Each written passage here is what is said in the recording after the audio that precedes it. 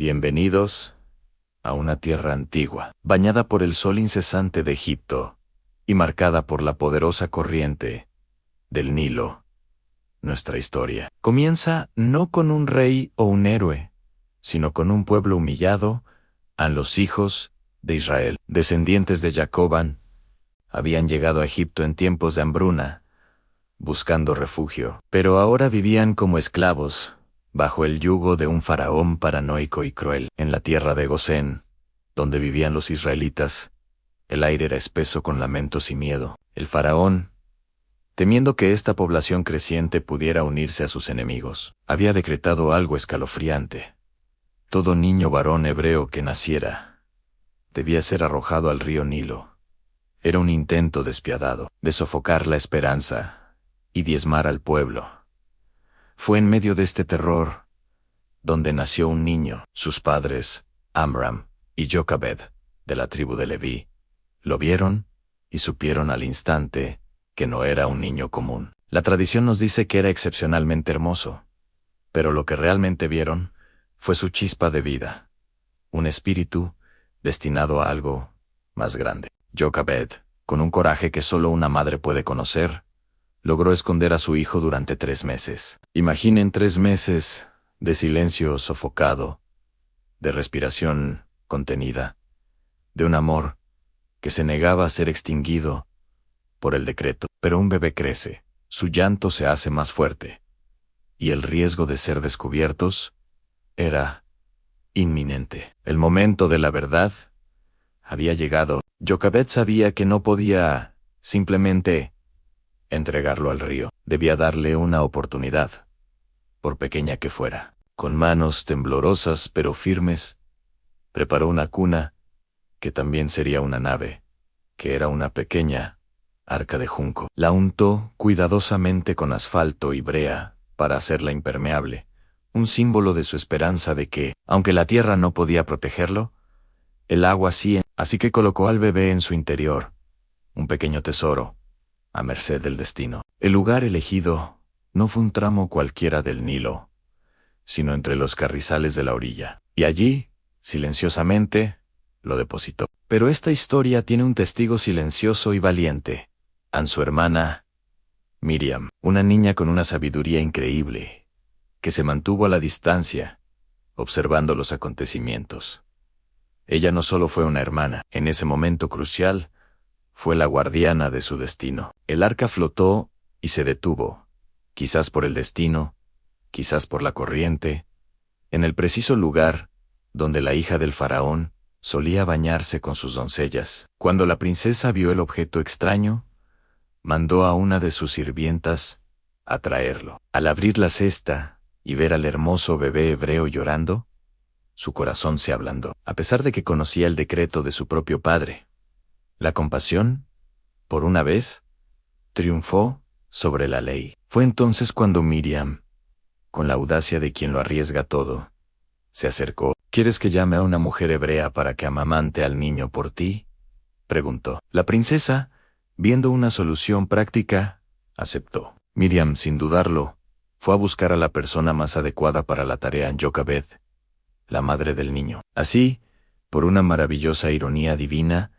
Jocabed pudo criar a su propio hijo, pagada por la misma casa real que había ordenado su muerte. Sabía que, una vez destetado, el niño pasaría a ser parte de la élite de Egipto, pero al menos estaría vivo. Cuando el niño fue lo suficientemente grande, Jocabed lo llevó al palacio. La hija del faraón lo adoptó como su propio hijo y le dio un nombre egipcio que resonaría a través de los siglos: Moisés, que según algunas interpretaciones significa sacado de las aguas, un nombre que encapsulaba el milagro de su supervivencia.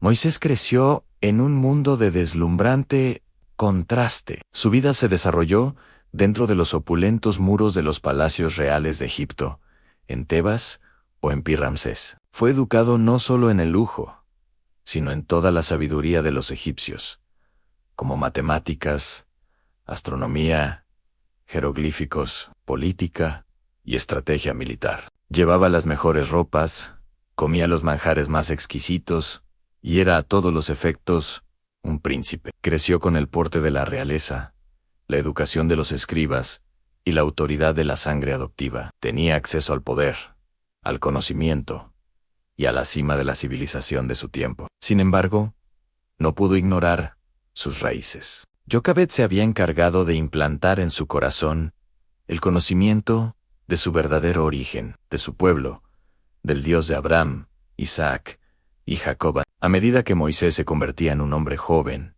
y vigoroso, la conciencia de su doble identidad se hizo una carga pesada. Por un lado, tenía el poder del imperio. Por el otro, la sangre del esclavo. La vida de Moisés en el palacio fue una preparación involuntaria para su verdadero llamado, pero su despertar vino con un estallido de furia. Un día, mientras visitaba a sus hermanos hebreos en sus trabajos forzados, presenció una escena brutal: un capataz egipcio golpeando cruelmente a un esclavo hebreo. La imagen fue la gota que colmó el vaso. La educación egipcia, el honor real, la estrategia política, todo se derrumbó ante la vista de la injusticia. Moisés miró a un lado y a otro, asegurándose de que nadie viera su acción, y en un acto impulsivo de ira y justicia, mató al egipcio y escondió su cuerpo en la arena. Al día siguiente, el conflicto se presentó de nuevo, pero esta vez fue entre dos hebreos. Moisés, interviniendo para separarlos, recibió una pregunta que lo heló: ¿quién te ha puesto a ti por príncipe y juez sobre nosotros? ¿Acaso piensas matarme como mataste al egipcio?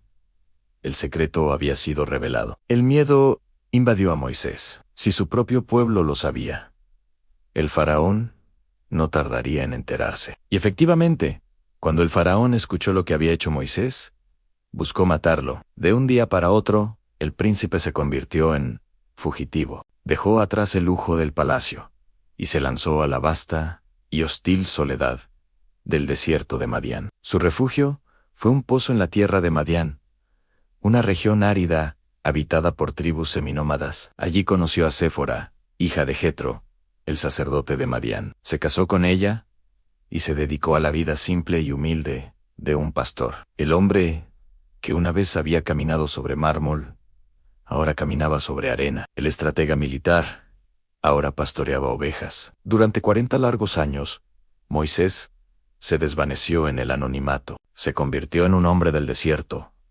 paciente, silencioso y humilde. Perdió la arrogancia del príncipe y ganó la tenacidad del pastor. Dios no solo lo estaba escondiendo de Egipto, lo estaba preparando para la tarea que se avecinaba. Un día, mientras pastoreaba el rebaño de su suegro, Jetro lo llevó hasta el Horeb, el monte de Dios, y allí, en medio de la desolación del desierto, la historia dio un giro trascendental. Moisés vio una visión imposible, una zarza que ardía en llamas, pero que no se consumía. Intrigado, se acercó para ver la gran maravilla. Y de en medio de la zarza, una voz lo llamó. ¿Moisés? Moisés. Era el Dios de sus padres, el yo soy, el que soy, que se revelaba a sí mismo. Dios le reveló su plan. He visto la aflicción de mi pueblo que está en Egipto, y he oído su clamor. Desciende para liberarlos de la mano de los egipcios, y sacarlos de aquella tierra, a una tierra buena y espaciosa, a una tierra que fluye leche y miel. Y luego, el golpe de gracia, la misión ineludible en por tanto: ven, y te enviaré al faraón, para que saques de Egipto a mi pueblo, los hijos de Israel. El expríncipe, ahora un humilde pastor de 80 años, no quería ir. Puso excusas. ¿Quién soy yo? No me creerán. No soy elocuente. Pero Dios le dio promesas, el poder de los milagros, y finalmente le asignó a su hermano, a Aarón, para que hablara por él. Moisés, el sacado de las aguas, el fugitivo del desierto, regresó a Egipto, no ya como un príncipe, sino como el mensajero de un Dios, listo para confrontar a la nación más poderosa del mundo y liberar a su pueblo. Y así, la historia del bebé en el junco se transformó en la leyenda del libertador, un relato de cómo la fragilidad del inicio se convirtió en la fuerza para el éxodo. Gracias por acompañarnos en este gran viaje. Si te gustó la historia, dale a me gusta, suscríbete y activa la campanita para no perderte la continuación de esta increíble saga. Nos vemos en el próximo video.